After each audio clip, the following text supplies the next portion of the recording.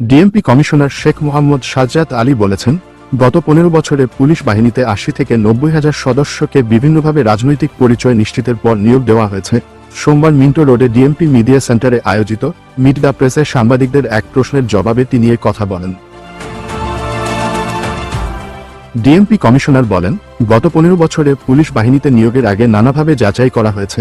নিয়োগ প্রার্থী কোন দলের, তার বাবা কোন দলের, দাদা কোন দলের এবং আরও পূর্বপুরুষ কোন দলের তা খবর নেওয়া হয়েছে। 2 লাখ পুলিশের মধ্যে 80 থেকে 90 হাজার পুলিশ সদস্য এভাবে নিয়োগপ্রাপ্ত হয়েছেন। এখন তাদের মানবিক বিবেচনায় বাড়ি চলে যেতে বলতে পারি না। স্বাধীনতা পরবর্তী সময়ে বাংলাদেশ পুলিশে পাকিস্তানের অনেকেই কর্মরত ছিলেন, সে সময়ে কিন্তু মানবিক দিক বিবেচনা করেও তাদের চাকরি থেকে অপসারণ করা হয়নি। সেক্ষেত্রে এত বড় সংখ্যাকে বাদ দেওয়া সম্ভব না।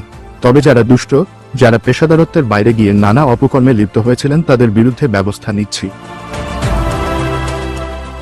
ডিএমপি কমিশনার আরও বলেন, পরিবর্তিত পরিস্থিতিতে যখন পুলিশ ইনঅ্যাক্টিভ হয়ে পড়ে, তখন ঢাকা শহরে ডাকাতি, লুটপাট শুরু হয়। তখন 80 বছরের বৃদ্ধ লাঠি নিয়ে পাহারা দিয়েছেন।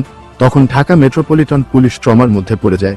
এরপর সদ্যবিদায়ী ডিএমপি কমিশনার সহ অন্যান্যরা পুলিশকে সক্রিয় করতে কাজ শুরু করেন।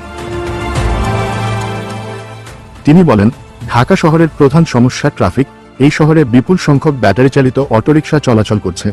অটোরিকশা যদি বন্ধ না হয় তাহলে ঢাকা শহরের ঘর থেকে বের হলে আর হাঁটার জায়গা থাকবে না, মানুষের মুভমেন্ট বন্ধ হয়ে যাবে।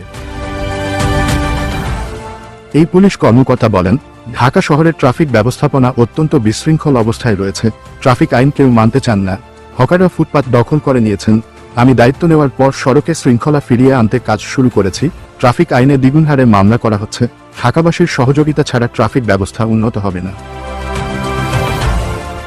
তিনি বলেন, জুলাই আগস্টের ঘটনা কেন্দ্র করে রাজধানীসহ সারা দেশে মিথ্যা মামলা দিয়ে নিরপরাধ মানুষকে হয়রানির ঘটনা বেড়েছে। কমিশনার বলেন, যিনি আমার লোক হোক আর মামলার বাদী যদি তথাকথিত ব্যক্তিদের আসামি করে যারা চাঁদাবাজি করছেন, তাদের বিরুদ্ধে চাঁদাবাজির মামলা হবে, তাদের বিরুদ্ধে আমরা ব্যবস্থা নেব। ইদানিং ছিনতাইয়ের ঘটনা অহরহ হচ্ছে জানিয়ে ডিএমপি কমিশনার বলেন, বিভিন্নভাবে আমাকে জানানো হয়েছে ছিনতাই বেড়েছে। ছিনতাই প্রতিরোধে ডিবি ও থানা পুলিশকে সক্রিয় করা হয়েছে।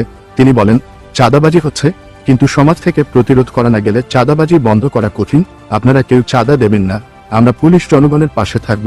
জুলাই আগস্টের ঘটনায় পুলিশ নিষ্ক্রিয় হয়ে পড়ে, অচিরেই ডিএমপিকে সচল করতে সক্ষম হব।